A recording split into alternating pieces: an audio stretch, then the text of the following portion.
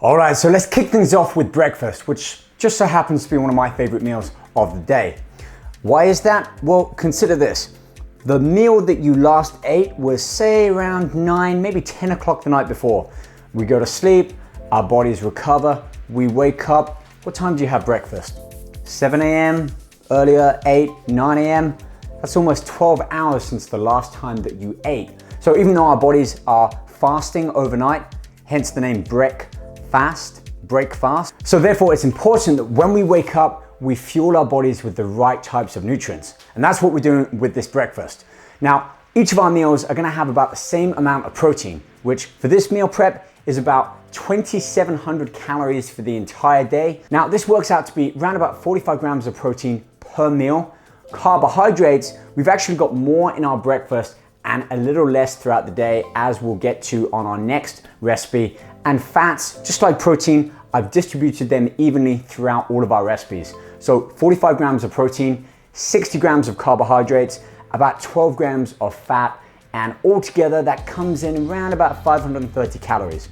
So here's what we're gonna do. We're gonna start off with our carbohydrates. I'm using whole grain oats. Typically, you might put this in a pan, put water in, cook it. I'm gonna go one step further. We're gonna grind them up first in our blender. I've got everything pre-weighed out. If you wanna find out more about this, head over to that article, bsports.com. You can see a full breakdown of all of the ingredients, the amount, and also the protein, carbs, and fats within each of our recipe.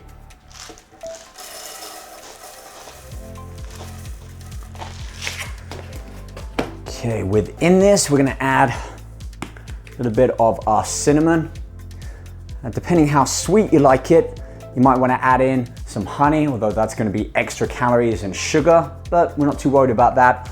Or something like stevia, a natural calorie-free alternative. Make it a little bit sweeter. I'll typically use that in my morning coffee as well. So cinnamon and our oats.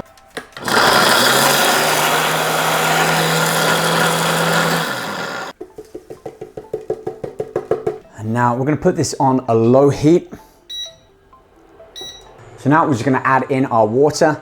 And if you wanna change this up, whether it's low-fat milk, almond milk, coconut milk, that's fine, completely up to you. Just be aware of the extra calories, the extra carbohydrates or fat, and make the appropriate substitution for the other ingredients. So you can check the article to find out how to do that. Now, I like my oatmeal kind of thick, but that nice consistency. So we're gonna add in just enough water, stir everything in. When it comes to cooking, I always adopt that notion of add a little and then add some more, as opposed to adding it all in and then you can't do anything about it. So this will cook really quickly.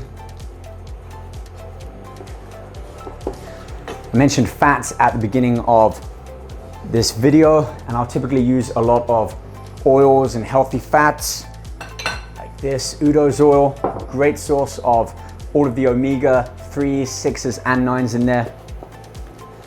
You can see we've also got some peanut butter here, which we'll be using instead. We'll use this later on in some of our other recipes.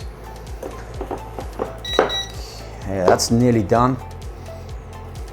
You know, as I'm doing this, I want to talk about preparation time as well. I know some people like to get into the kitchen and cook their meals for 3 days ahead or even a week ahead. You know, every time I make dinner at night, I do this. It takes about 45 minutes. I can get my main meals done, cooked and prepped. And in the morning, I like to cook breakfast, but if I'm short on time, I can always make it the night before, either preheat it up or, you know, I'm just conditioned to eat my food cold now. It's food, it's nutrition going into the body. Okay, that's our oatmeal pretty much done. That looks great, smells good too with that cinnamon. I'm gonna turn that off. Now, we've got a couple of different options when it comes to our protein. On one hand, we can simply add our protein into the oatmeal once it's cooked, really change up the flavors, get a delicious taste going in there. Or we can make more of a smoothie or add something else in, like our eggs or egg whites for that protein. In this instance, we're gonna use our protein powder, blend this in here, and I'm gonna use half of my banana as well. So if you follow me on social media, on Instagram, you'll see I'm all about food, all about protein smoothies, putting everything from kale, spinach, ginger, almond milk in there. That's great, and sometimes you can get all of the nutrition that you need just from the smoothie whether you're cutting down on carbohydrates or you're using a different carbohydrate source. This time we're gonna use our banana and the oats. And so what I'm gonna do is add some ice into our blender. Use half of our banana, we'll use the rest for the oatmeal. Put that in there. About 2 scoops, that's gonna give us our protein requirement. I'm gonna put both of them into the blender. And you know what, we've got a little bit of peanut butter and banana to go on there as well.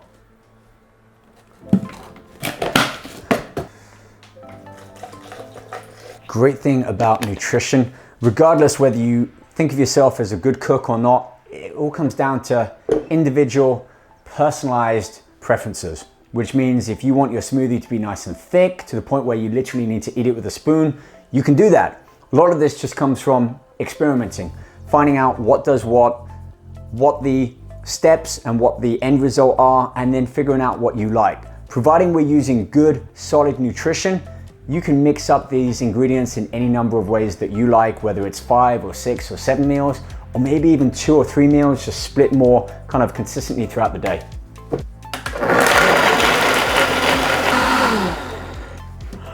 We're not too thick, but it should be enough.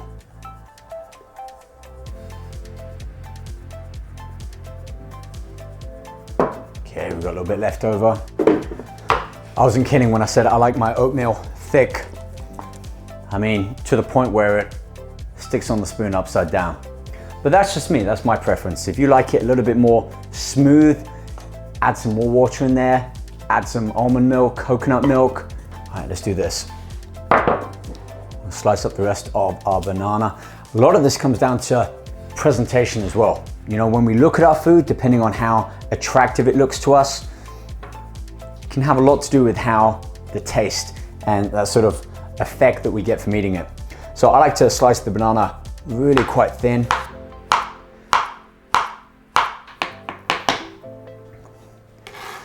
And look, whether you're doing this just for you or you're taking pictures of it for your Instagram, again, presentation, get the right light, make it real, you know, have it as the real food that you would be eating, regardless whether you're photographing it or not. And this really is the food that I eat in the mornings, pretty much what I've been doing for as long as I can remember as far as fitness, nutrition, and health.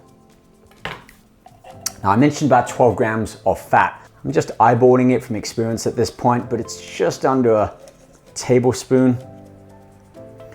Look, when it comes to peanut butter, the least amount of ingredients, the better. And that's what we want to put in our bodies, just wholesome, nutrient-dense ingredients. You can change it up, how you cook, what kind of spices, other flavorings you put in to really change the taste from using basically the same foods. And there we have it. This is recipe 1. Nice and simple breakfast. It's about 60 grams of carbs in there, got about 45 grams of protein, 12 grams of fat, and this is about 530 calories. So you can get a good idea if you want a little less or a little more, just how much you really need to add in. Okay, let's move things along, have a look at the next 4 recipes, and I'm gonna call these day meals. And that's because this is breakfast, the final meal of the day is my evening meal, and so the remainder meals left in the day are ones that I like to create different options. Now, protein, carbs, and fats and calories are pretty much the same, which makes it really easy in the sense that if I wanna just cook up one recipe, 4 of them, I know exactly the ingredients I need. But if I wanna change some things up without affecting how much protein or calories or carbs I'm having in those meals, I have a set plan that I can switch up the proteins, carbs, and fats and still end up with the same end result. And that's what we're gonna look at in this next stage. 4 recipes, different ingredients, but all of them end up with the same macronutrients, the same calories, giving you the option to mix and match or just keep the same meal each day and changing it every other day. Let's take a look.